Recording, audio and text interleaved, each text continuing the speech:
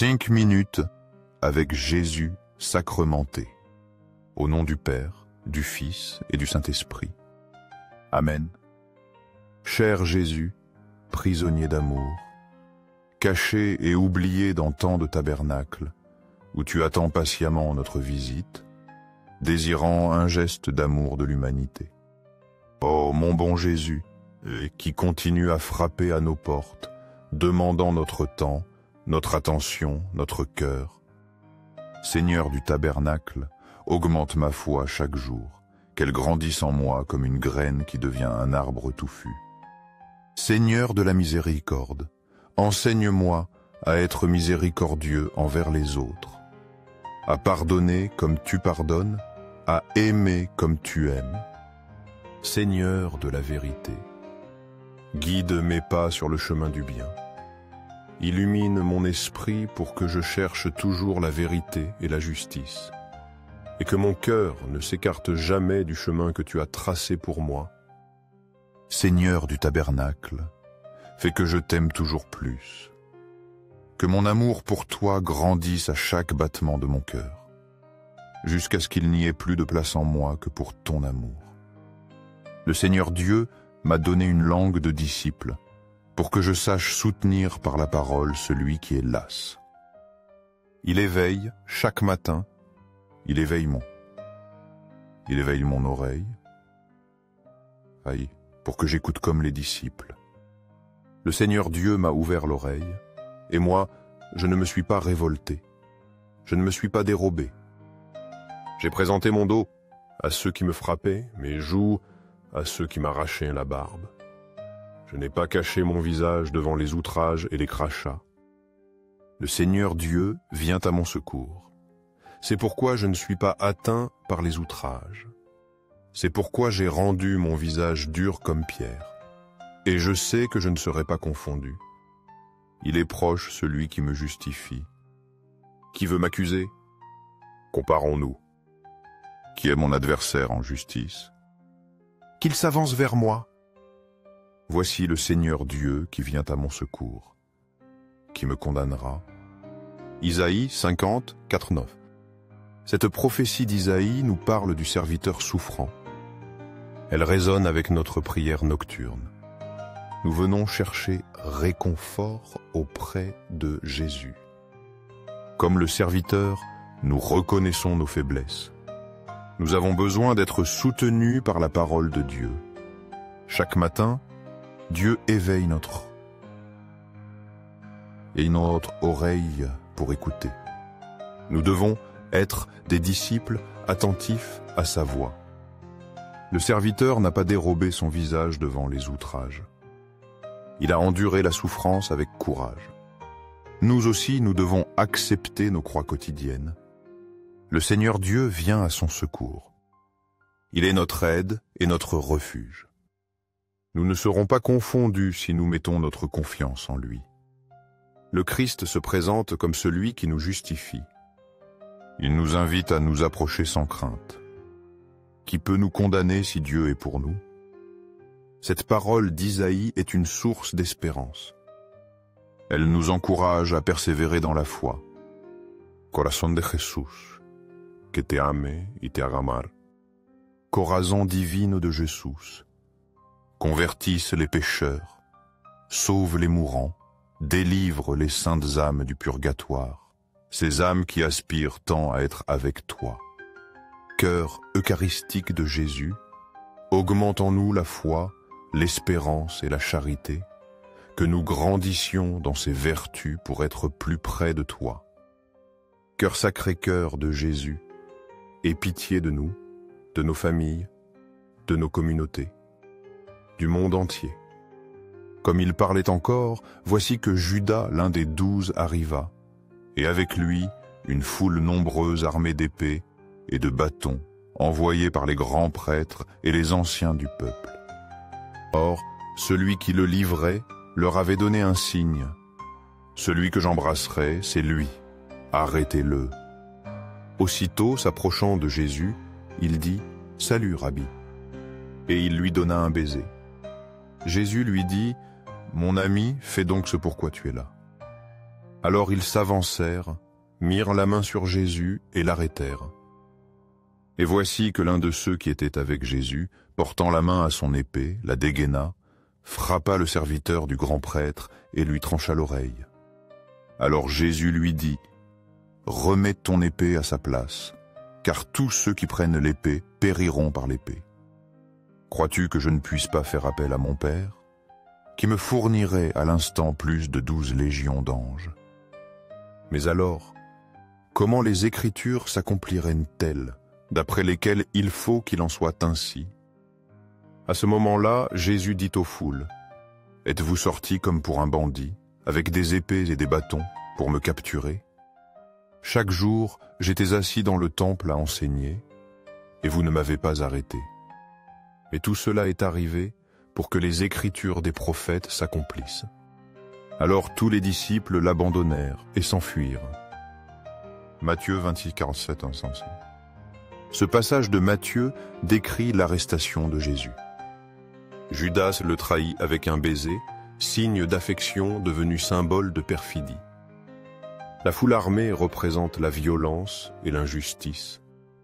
Un disciple dégaine son épée, acte impulsif mais compréhensible. Jésus l'arrête, prônant la non-violence. Ceux qui prennent l'épée périront par l'épée. Cette phrase résonne encore aujourd'hui. Jésus aurait pu appeler à l'aide des légions d'anges, mais il choisit de s'abandonner à la volonté du Père, pour que les Écritures s'accomplissent. L'obéissance de Jésus est totale. Les disciples l'abandonnent et s'enfuient, montrant leur faiblesse. Seul Jésus reste fidèle à sa mission. Méditons sur la trahison, la violence et l'abandon. Demandons la force de suivre Jésus sur le chemin de la croix.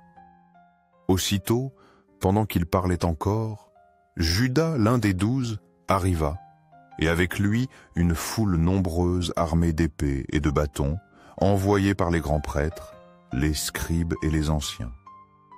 Or, celui qui le livrait leur avait donné un signe. « Celui que j'embrasserai, c'est lui. Arrêtez-le et emmenez-le sous bonne garde. » À peine arrivé, Judas s'approcha de Jésus et lui dit, « Rabbi !» Et il l'embrassa. Ceux-ci mirent la main sur lui et l'arrêtèrent. Or, l'un de ceux qui étaient là tira son épée, frappa le serviteur du grand prêtre et lui trancha l'oreille. Jésus, prenant la parole, leur dit, « Êtes-vous sortis comme pour un bandit, avec des épées et des bâtons, afin de me capturer? Chaque jour, j'étais auprès de vous dans le temple, et je vous enseignais, et vous ne m'avez pas arrêté. Mais c'est pour que les Écritures soient accomplies. » Et tous l'abandonnèrent et s'enfuirent. Un jeune homme suivait Jésus. Il n'avait sur lui qu'un drap. On le saisit, mais lui, lâchant le drap, s'enfuit tout nu. Marc 14, c'est rentré sans. L'évangile de Marc nous raconte aussi l'arrestation. Le récit est rapide et dramatique. Judas arrive avec la foule. Le signe convenu, le baiser, est donné. Jésus est arrêté brutalement. Un disciple réagit avec violence, coupant l'oreille du serviteur. Jésus dénonce cette violence injustifiée. « Êtes-vous sortis comme pour un bandit ?» Il souligne l'absurdité de cette arrestation nocturne.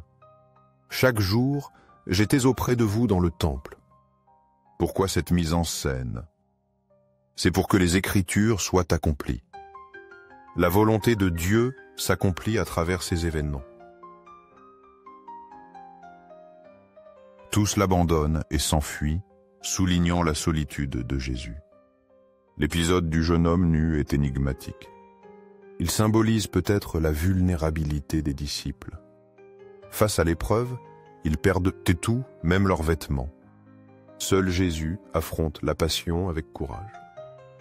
Méditons sur la rapidité des événements, la violence et la fuite des disciples. Demandons la grâce de rester fidèles à Jésus dans l'épreuve. Après avoir ainsi parlé, Jésus sortit avec ses disciples, traversa le torrent du Cédron. Il y avait là un jardin dans lequel il entra avec ses disciples. Judas, qui le livrait, connaissait lui aussi cet endroit, car Jésus et ses disciples s'y étaient souvent réunis.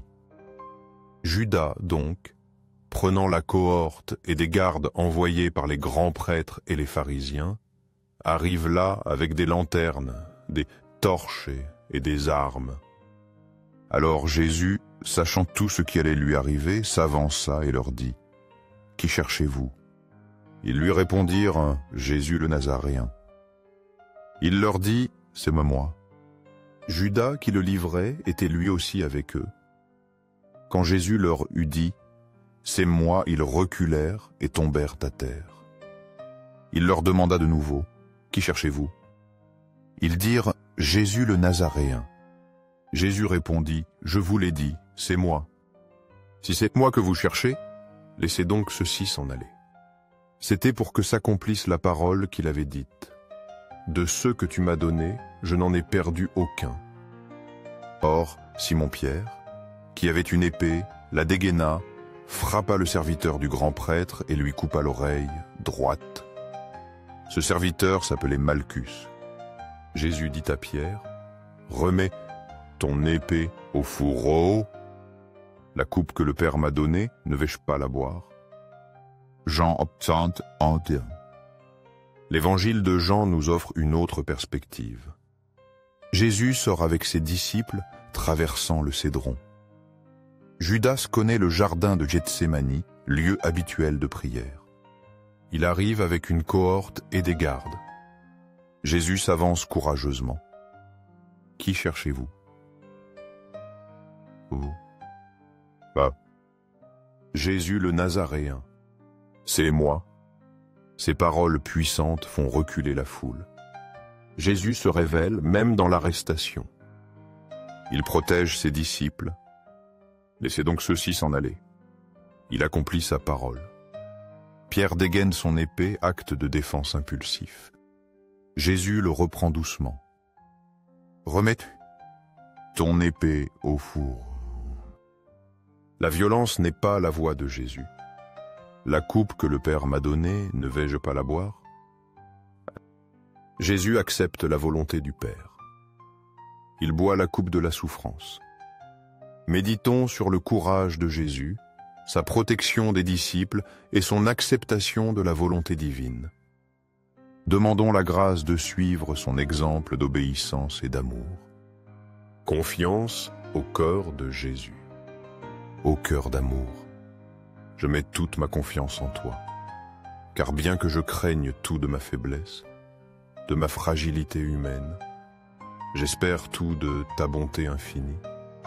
Sacré-Cœur de Jésus, aie pitié de nous et de nos pasteurs, guide et protège notre pape François, nos évêques, prêtres et diacres, qu'ils soient de fidèles serviteurs, tiens, de fidèles pasteurs de ton troupeau, consolation dans la douleur et protection familiale. Sacré-Cœur de Jésus, réconforté dans ton agonie par un ange, réconforte-nous aussi dans nos agonies, dans nos maladies physiques, émotionnelles et spirituelles, dans nos moments de douleur et de souffrance. Sacré-Cœur de Jésus, je crois en ton amour pour moi, un amour qui ne connaît pas de limite, qui n'a pas de fin. Sacré-Cœur de Jésus, protège nos familles, nos jeunes, nos enfants et nos aînés, que tous trouvent en toi refuge et paix, désir d'un monde transformé. Sacré-Cœur de Jésus, sois connu, sois aimé, sois imité dans tous les coins du monde. Sacré-Cœur de Jésus, que ton règne vienne à nous, un règne de paix, de justice, d'amour. Sacré-Cœur de Jésus, je me livre à toi par Marie, notre Mère, qu'elle nous guide toujours vers toi. Sois aimé partout, Sacré-Cœur de Jésus. Tout pour toi, Sacré-Cœur de Jésus. Doux cœur de Marie, prépare-nous un chemin sûr vers ton Fils. Invocation au corps de Marie et au très saint sacrement.